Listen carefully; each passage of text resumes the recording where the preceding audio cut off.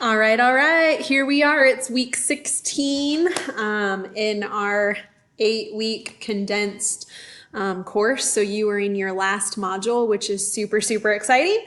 This will be the last time that you see this face doing a video announcement for you. So that's either probably a blessing. I would say for most of you, probably a blessing that you don't have to log in and view another video announcement from me. But there are a couple things that I just want to go over this week for finals week, just so that you know what to expect and hopefully give you the tools that you need in order to finish this last week of the class strong and obtain hopefully the grade that you want for the semester. So real fast, I want to go through the materials within the module, and then I will end with my final thoughts about the course and just some final tidbits about some things that I've got going on Saturday, so some access things.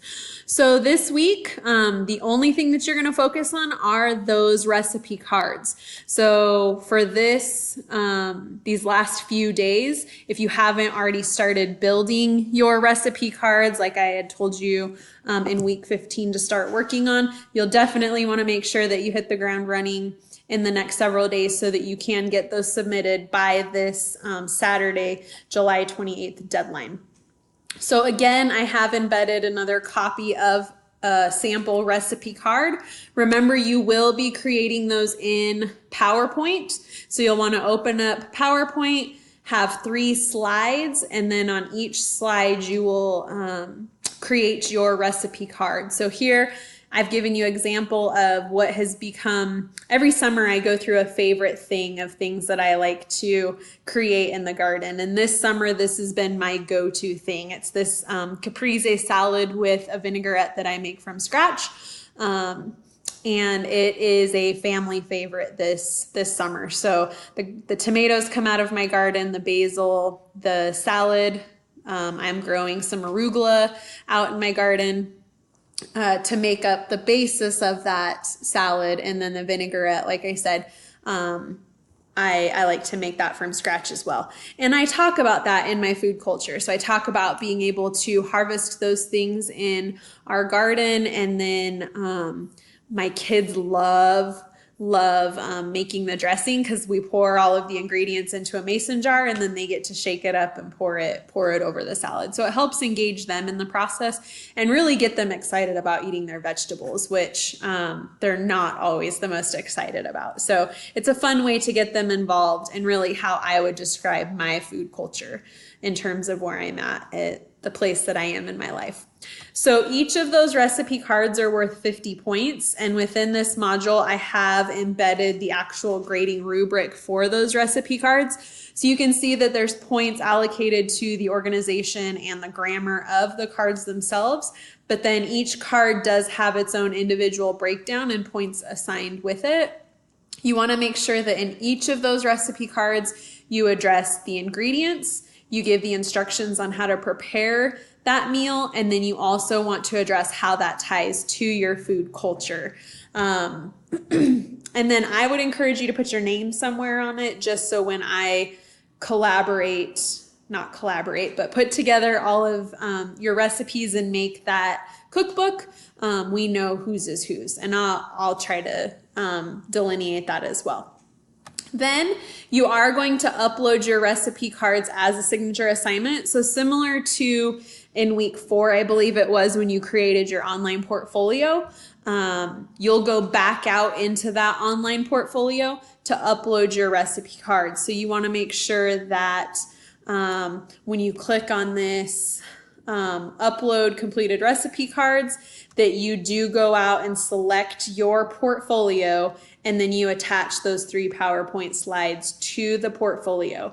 And make sure when you do that you do it under the category connecting with ideas, and that will help ensure that I have everything that I need to be able to go out and grade that for you. So make sure that you are going out and uploading that into the portfolio that you already created earlier this semester. The last thing that's embedded within this module is your end of course evaluation information related to extra credit. So you can access those materials I will tell you that as of right now, you're getting a little play-by-play action here. We are at 65% completion. So 15 of you out of the 23 that are still enrolled in the course have completed your end of course evaluation. And I will be able to come in here. What I do is I come in here, I can see the list of respondents and non-respondents. So as of right now, those 15 of you, when I pull up this little Excel spreadsheet, these are the 15 of you that will be getting extra credit. And as of right now, you'll be getting about 6.5 points of extra credit. Those of you that haven't completed it yet, you want to make sure that you do so that you can get extra credit, but that also boosts the amount of extra credit that you all get for the semester. And like I said in that, I really do use my end of course evaluations. I find a lot of value in them. I try to obviously go through and build a course that students are going to find as exciting and engaging, and hopefully there's some things that they take away from it for the semester, but it's always helpful to have other thoughts, other suggestions to help me make the course better. Or if there's things that you're like, she does this really well and I really appreciate that she does that, it's also helpful for me to hear that. You know, you never know whether or not the weekly video announcements are helpful, or the feedback that I give you in the grade center for the assignments that you're submitting, if that stuff is helpful. So it's great to know if it is so that I can continue doing it, or if you're like, that's not helpful at all, then I certainly don't want to waste my time on things that aren't helpful for you as a student. So please take some time to go in and do that. I do find a lot of value in the feedback that you give me. So not only is it extra credit, but it is really valuable for me. So the last really couple minutes, I just want to spend some time talking about my final thoughts. So you have now read The Omnivore's Dilemma, and you probably have a pretty strong understanding of what this omnivore's dilemma is. You've had an opportunity to be introduced to different ideas when it comes to how we approach our food. I know some of you in your week 15 discussion board, and I thought it was really interesting as I thought about it, really anticlimactic, right? Like I think a lot of you were probably hoping that Michael Pollan was going to say, eat these foods, stay away from these foods, this is what we should do. And that wasn't the case, right? Like he really kind of made an argument for both, and really just kind of philosophically looked at this thought that it's really a lot harder than we think, right? And so I want to say, yes, it was an anticlimactic ending, but hopefully throughout the book there were certainly some thought-provoking things, some things that maybe you talk about with your family or your friends, and has made you approach food in a different way. The takeaway that I have from all of this, and certainly this is only my opinion, is not right or wrong, but my takeaway is really this idea that your food should look familiar. I posted a quote several weeks ago that if your great grandma doesn't recognize it as food, it's probably not good for you. So when you peel back the plastic wrap on a TV dinner and you throw that into the microwave, some of that stuff for me is not recognizable. You know, I go out and pick peas in the garden and they look like peas. The stuff in a TV dinner looks like green mush. So I think this idea that if you don't recognize it as food, it's probably not super, super stellar for you. So my takeaway has always been, I try to stay away from highly processed foods as much as I can, and I try to eat as close to the ground as I can. And that doesn't always happen. You know, occasionally I have to give into the quick need to stop somewhere to get something to eat. Otherwise, I turn into a hot mess because I get really hangry. But even in those situations, trying to choose something that's going to be good for me, good for my body, and really good for my family. I really think a lot about that when I'm approaching food and the grocery store. Like when I'm in the grocery store, I'm the weirdo in the grocery store that's reading the labels, that's looking at where foods come from. And I really have grown a real deep respect for our local farmers. So I really try to support our local farmers wherever I can.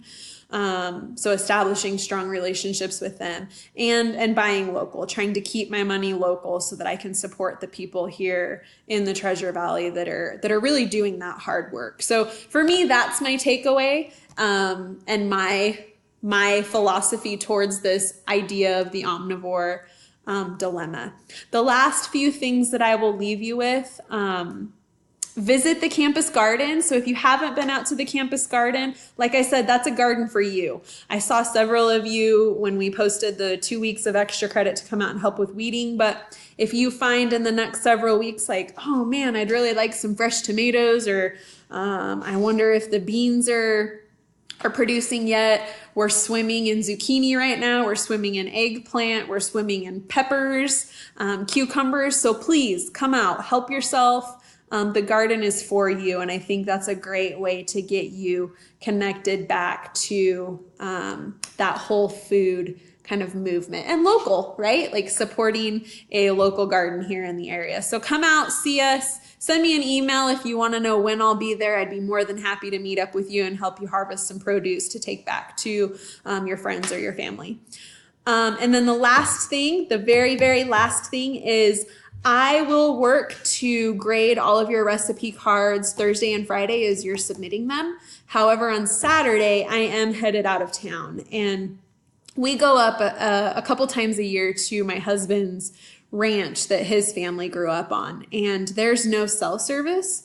There's no internet, which is an absolutely wonderful, wonderful way to get away. But it does result in basically no communication from me. So we'll be leaving Saturday morning. So if some kind of crisis happens on Saturday, I will not be able to respond. So feel free to email me, but know that you won't get a response from me until I get back into cell and email service, which likely won't happen until Tuesday. I have to have grades submitted by Thursday, so I will try to get back a little earlier to make sure all of my ducks are in a row. Like I said, I'll grade things Thursday and Friday, but on Saturday, if you wait until that day to submit something and there's problems, feel free to email me, but I won't have a chance to look at it or address any of those concerns until the following Tuesday at the earliest.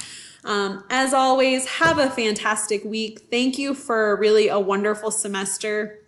Like I said, it's always my hope that you walk away with some kind of little nugget, some kind of thing that you think of when you approach food, when you're in the grocery store. I will share with you, I got this really fun email from one of our students in the class today, and she sent me a photo of some yeast that she's doing. So this is the kind of stuff that I love to see. This is the stuff that helps me know that you're engaged, that you took something from the course and maybe changed the way that you approach food, or maybe further solidified this idea that, I'm going to continue to eat and consume the way that I do, but I have a better understanding of why I do that. So thank you for a fantastic semester. I wish you all the best of luck in your future endeavors, whether that's coming back in the fall semester for more classes, if that's taking a break, or you're graduating and